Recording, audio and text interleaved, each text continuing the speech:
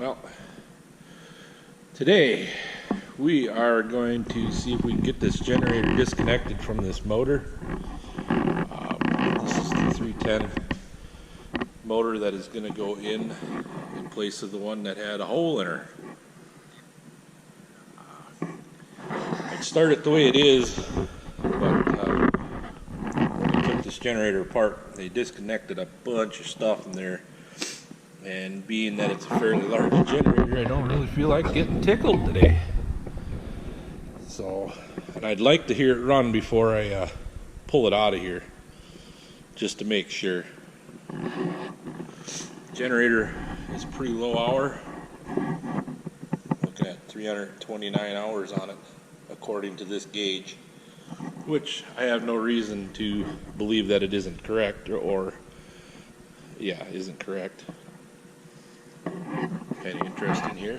You see the T's have all been done like a John Deere. So hopefully that works. We got some parts that we got to swap out from one to the other.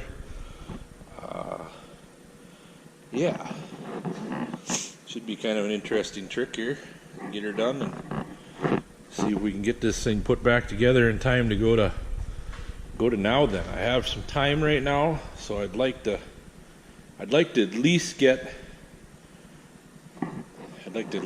that out of there and know that it runs. Get it moved up onto the stand where I take this one down, because I do have the parts coming for this one down here to do bolts and pin bushings before I go and put it in this tractor. Figure out what the hell this thing is. Oh, it's the speed sensitive governor, I'm wagering anyway. Interesting. I have a few things on that motor that are kind of neat. Obviously we won't need that on this one or going into this tractor. We'll pull that apart and put our tack drive back on there the way it belongs.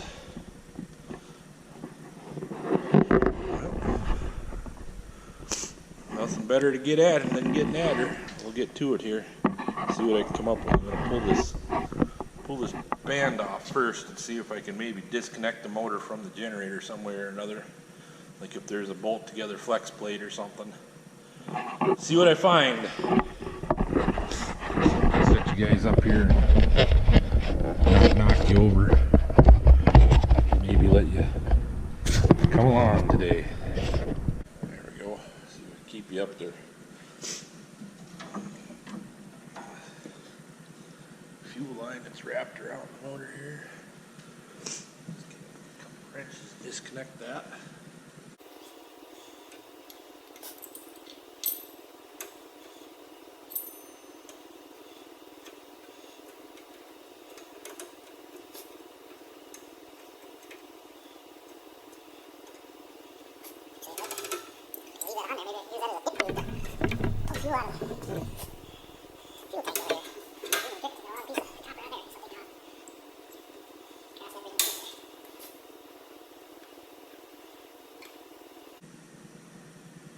No, I don't think this one was ever in Canada. There's a sticker on the back here that says this one was sold and serviced out of Two Harbors, Minnesota. So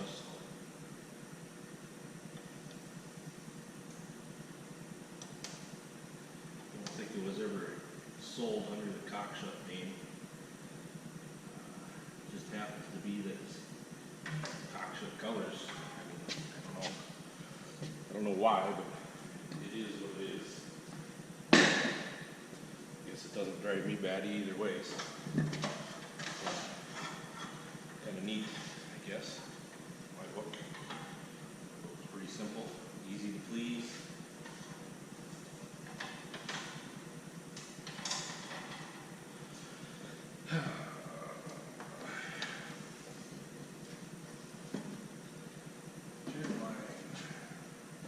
Simple enough.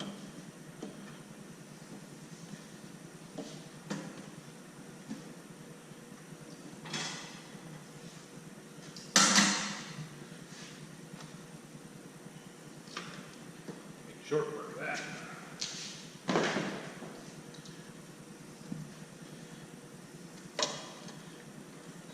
Okay, here.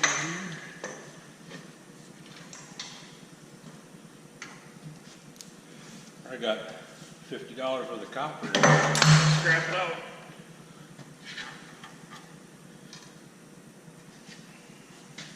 Flat screwdriver.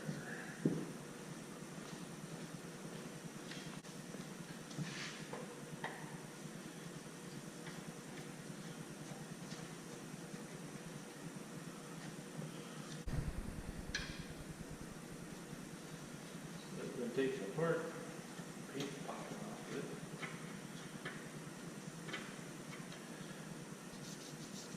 This is a Lima brushless synchronous alternator. 60 hertz, 3-phase, 270 or 480 volt.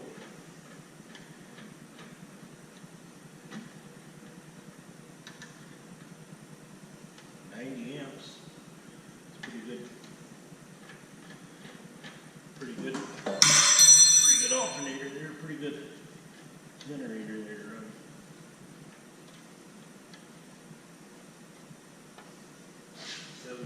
Kilo.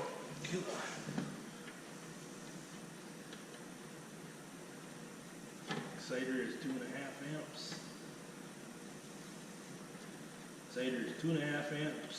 Continuous duty, 70 volts. I don't know what any of that stuff really means other than the 240 volt, 480 volt, or 270 volt, 480 volt. Designed to run at 1800 RPMs.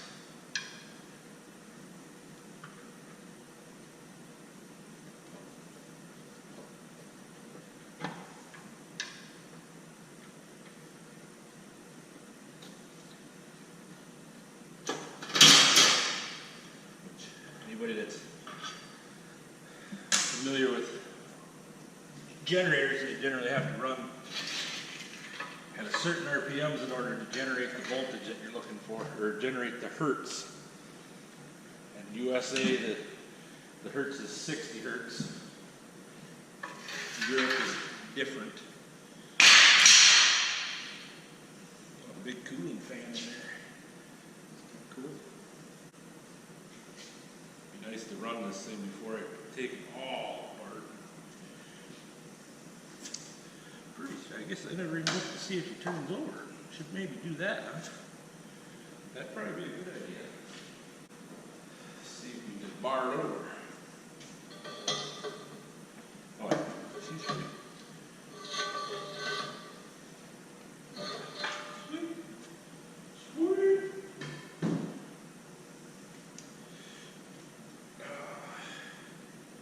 Yeah, I like the idea of just finding something to slip underneath there.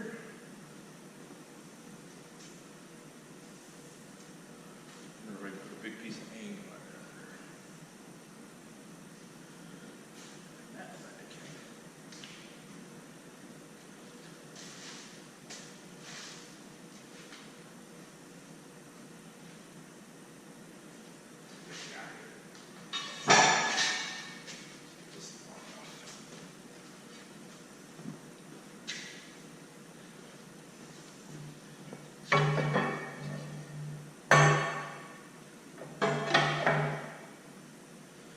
By the hair of my chinny chin chin.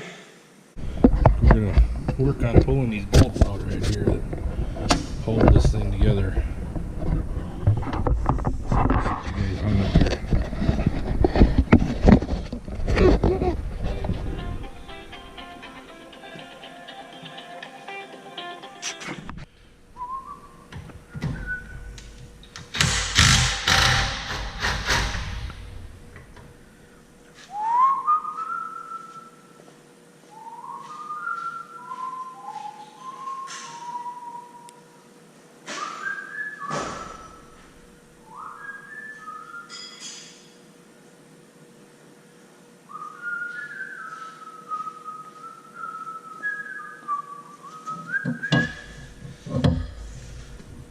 Had to get this That one here.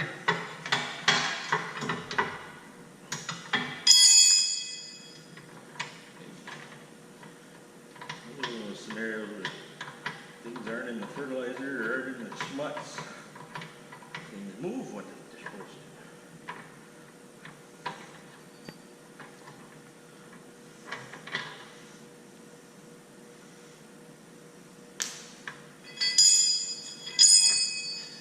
That over there. See if we can get lucky on this side as well.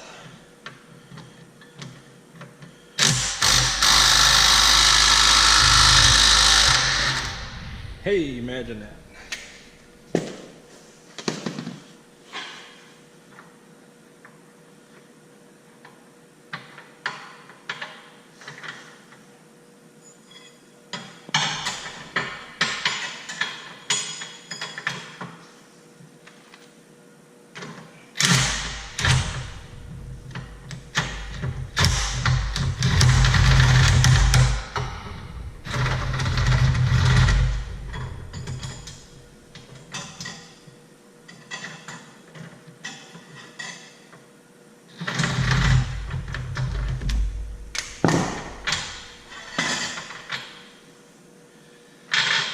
Went and picked up a new to us Flex Coil 75 30-foot coil packer to put behind their digger this coming spring. That'll be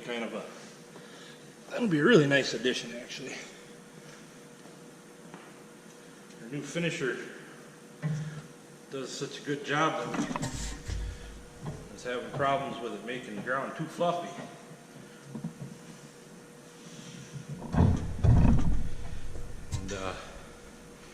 Needed to figure out a way to circumvent that, I guess I might say.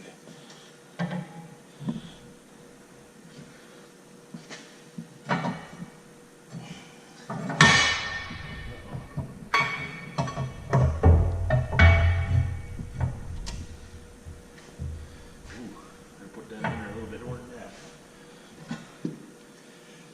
I think I can use my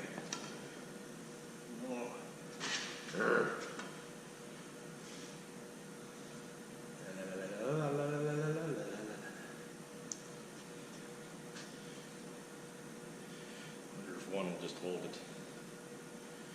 Be nice, wouldn't it? Let's see if we can fly here.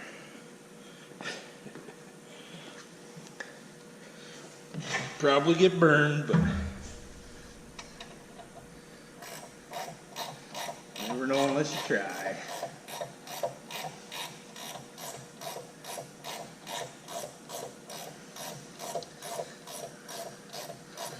What the chances are that once I get all these bolts off that this thing will actually move away from the motor easily.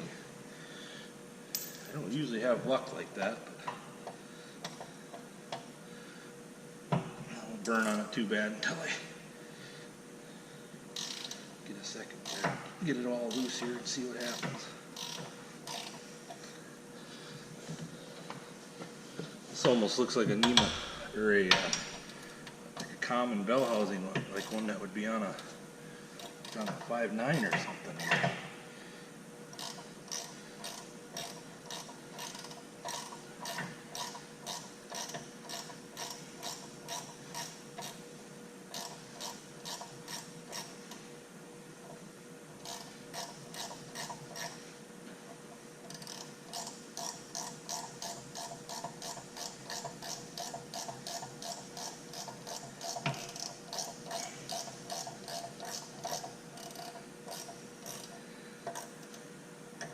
And I would like to get this thing done, like I said before.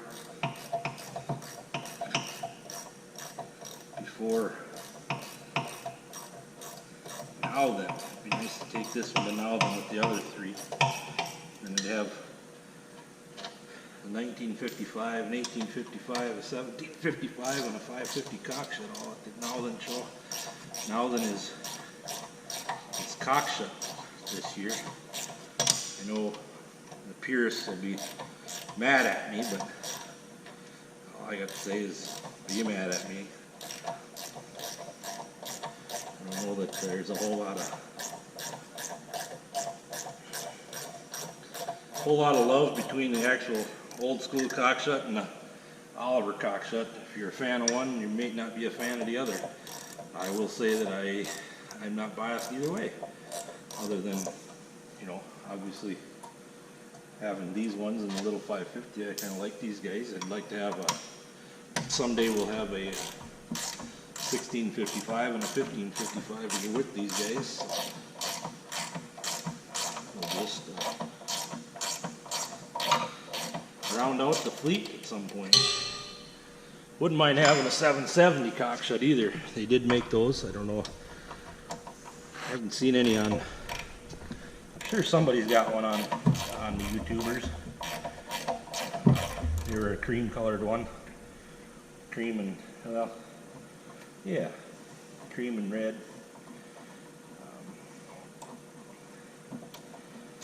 At some point we'll move into a 1850 as well.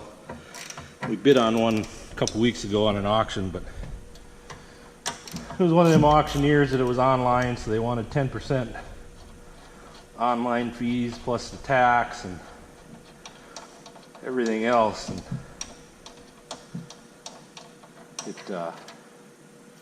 we bid up to it where we figured it was, I don't know, I figured it was like an $8,500 tractor, and by the time you paid the 10% in the fees, I think it ended up selling for like $9,200. It was a nice older restoration on it. So it was, you know, maybe it was worth that, being that you wouldn't have to do a whole lot of work to it. Problem is we kind of like to use our shit a little bit too, so we haven't come to terms with making one pretty in order to not use it.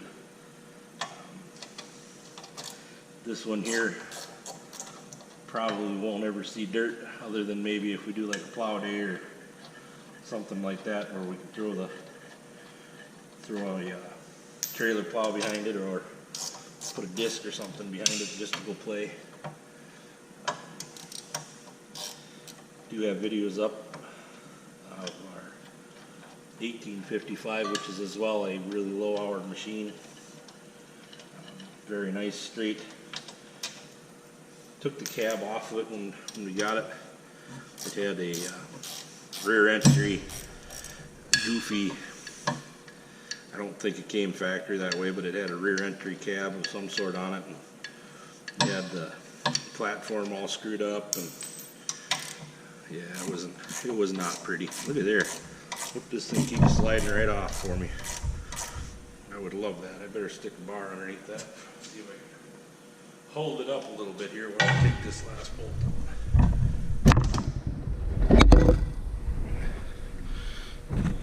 Use my ape man capabilities here.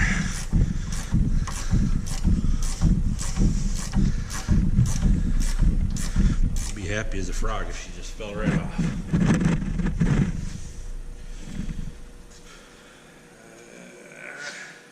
Might be time to lift on it, actually. See if we can set up the lift here. You guys, so you can watch me move the cherry picker in here. There you go.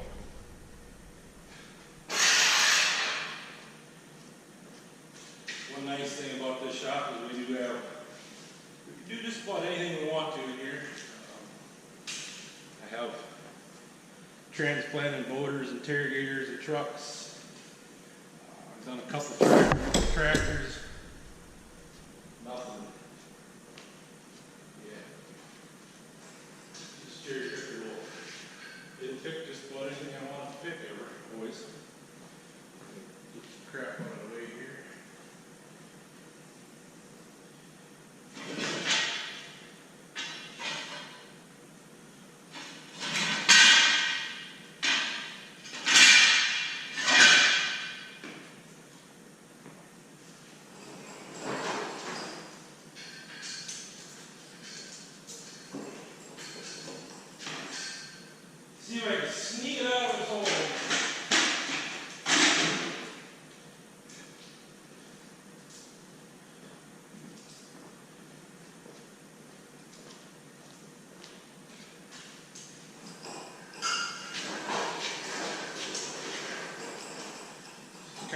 some people would refer to it as hoot heavy.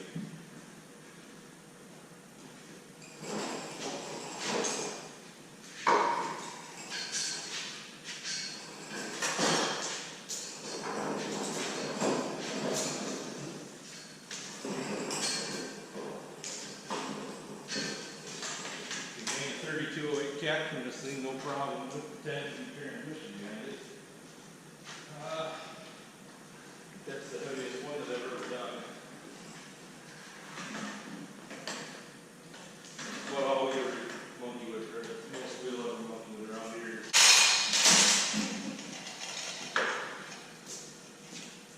Oh, fiddlesticks.